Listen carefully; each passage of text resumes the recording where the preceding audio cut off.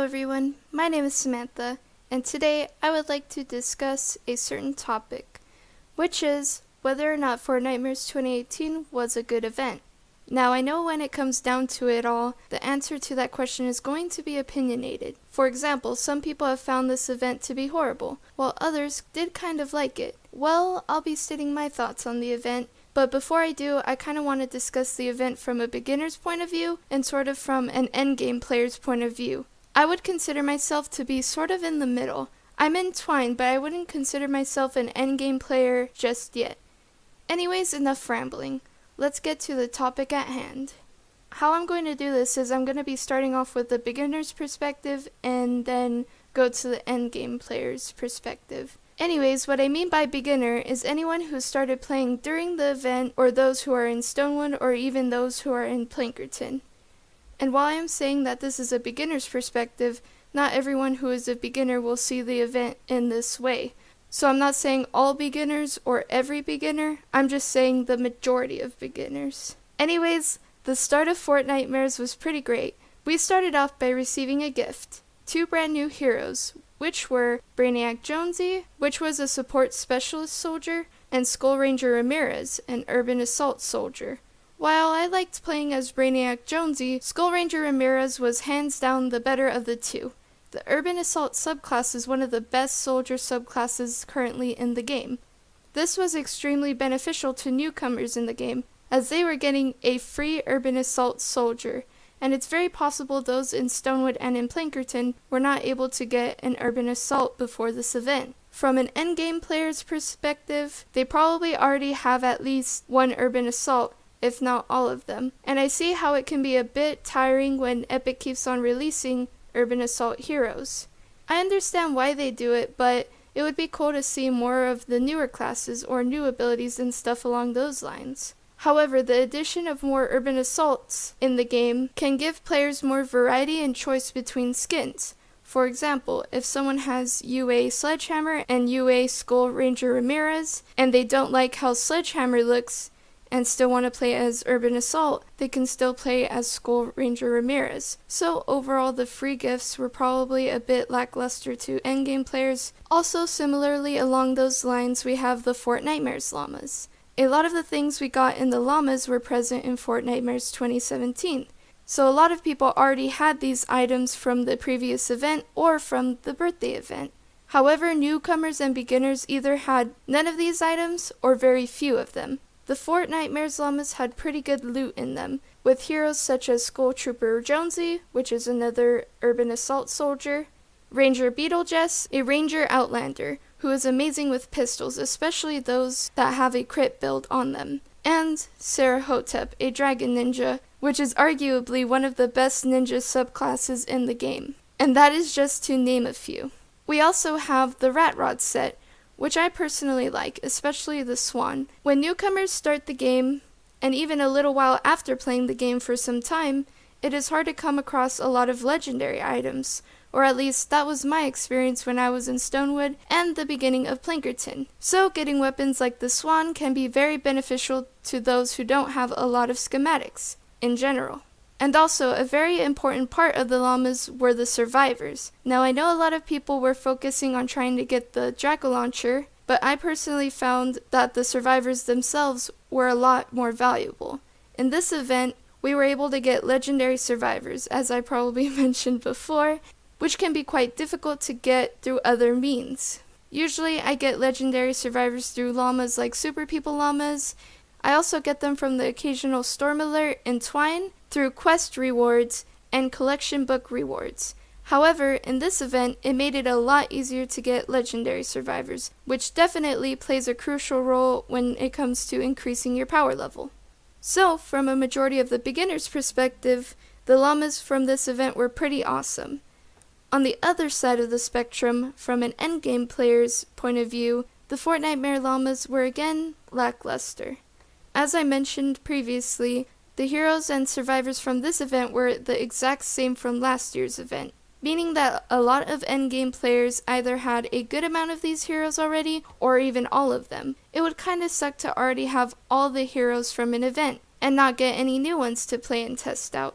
Of course, at this moment I'm only referring to the heroes in the llamas, as I know there have been brand new heroes that were introduced via the event store. So, that is a bit of a con. However, the legendary survivors have continued to be sought out, even by those of the highest power levels, to ensure that they can get matching set bonuses, assuming that they already have the personalities matched. So, across the board, the survivors from the event are both beneficial to beginners and endgame players. Personally, I found it more important to get the legendary cosplay survivors more than the jack-o'-lantern itself, as I need more legendary survivors in my squads. And I can personally go without the jack-o'-lantern.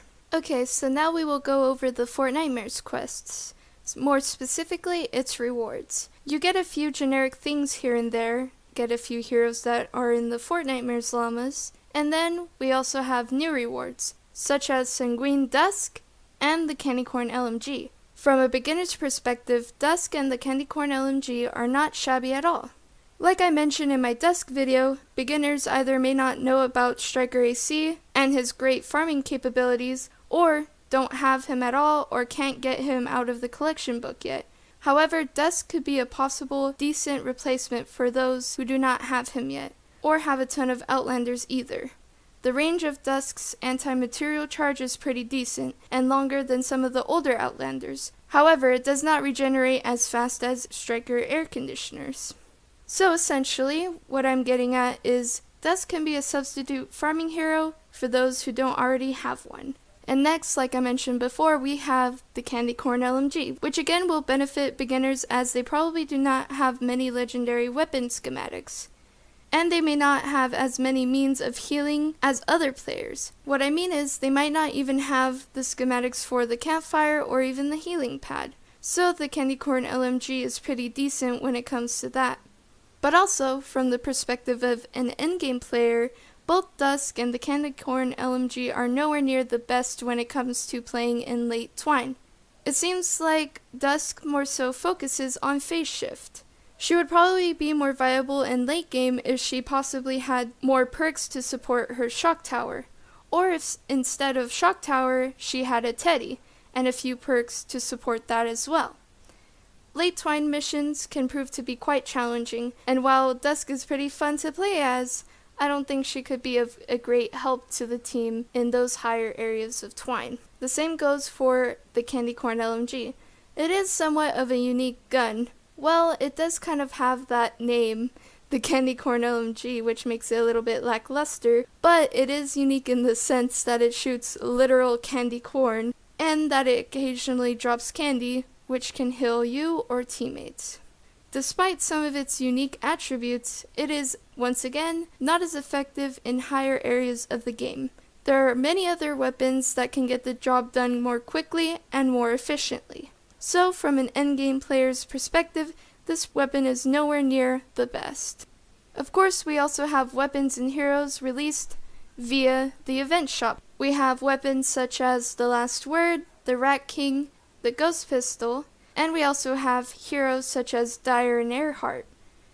There were also some heroes and weapons that were kind of Calamity, the Ghost Pistol, which I mentioned before, but it is kind of like an weapon, pretty lackluster, and we also have Dim Mac Igor.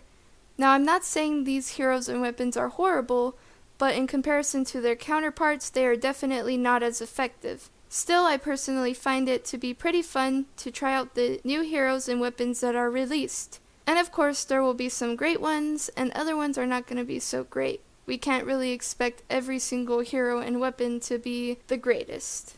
With that being said, it is more difficult for newer players to try and get all of these things with gold, because you don't earn a whole lot of gold in Stonewood and Plankerton, especially in comparison to Candy and Twine. But it is vice versa. Endgame players are more likely to have more access to new releases in the item shop, but it does come down to how much a player plays each day in order to grind gold, or if they get gold through other means, such as mini llamas. As I'm sure this video is probably getting pretty long as it is, the last thing I'll be going over is the storyline. A majority of the storyline seems to be similar to the storyline in the Fortnitemares event last year, with some changes here and there like new dialogue, different storyline rewards, and a new, or at least different, boss fight. For beginners, it wouldn't really matter if the storyline remained similar to the previous event, as they would be experiencing it for the first time regardless. However, I can understand if endgame players were either a bit frustrated or disappointed with the storyline, as it almost essentially was a repeated event. I personally did find some of the quests to be a bit tedious, but overall I personally liked the storyline and whatnot from this event. Now again, sorry if this becomes such a long video, but we will now answer the question, was Fortnitemares 2018 a good event? Again, like I have stated before, the answer will vary person to person. And there are different factors to consider, such as where the players are at the game, how much they were playing, and other factors related to that. Well, it seems like from a good amount of beginners' perspectives, this event was really good. This event offered a lot for beginners. For example, beginners would be able to level up faster due to having a lot more access to legendary survivors, as opposed to getting them through other means, such as collection book rewards and super people llamas, which is kind of based on RNG, and it can take a while to get those rewards from the collection book. We also got some really great heroes, such as Urban Assault, Ranger, Controller, and others that would really benefit beginners, as they probably don't have a lot of heroes at the start, and not a whole lot of choices to choose from either. Also, some of the weapons were pretty great for beginners as well, such as the Last Word, the Swan, and even a weapon like the Candy Corn LMG. Overall, this event was a really great opportunity for newer players to get really good items and advance in the game. Now, Fortnitemares 2018 is kind of a different story, no pun intended, when it comes to a lot of the endgame players. It looks like a lot of people were somewhat disappointed with the event, as it was a repeat of the same Halloween event as the year before. It seems like a lot of people who have been playing before or since Halloween of 2017 really wanted a new event, new storyline, new heroes, at least in the llamas. Would I say this event was horrible if I were an endgame player? Well, I wouldn't. I would admit it's not the best event, and it's quite a bit lackluster. But there are still a lot of positives for endgame players during this event. A good amount of new weapons and heroes were released, allowing players to grind for them and try them out. And even if some of the heroes are not meant for higher level gameplay, they can still be fun to play as in the lower areas of Twine, such as Dire and Dusk. But overall, I would say this event would probably be average or lackluster in many endgame players' eyes. Personally, I did like this event. I was really happy to be able to progress in the sense of obtaining legendary survivors. I also enjoyed trying out the different and new heroes and weapons brought to the game during this event. I had a good time grinding out the storyline with friends and helping one another out.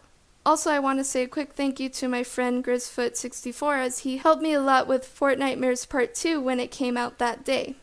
So, overall this event was mostly good in my eyes. What did you guys think about Fortnitemares? Was it good, bad, disappointing, great? I would like to see everyone's opinions on the event down below. I would also like to say right quick that I am sorry I haven't uploaded in a long time. I'm currently in the middle of moving and doing a lot of important stuff behind the scenes. I really do enjoy making YouTube videos and interacting with the Save the World community. So I will still work on videos, but unfortunately the upload schedule will probably be inconsistent. Anyways, thank you all for watching. I hope everyone has a great day.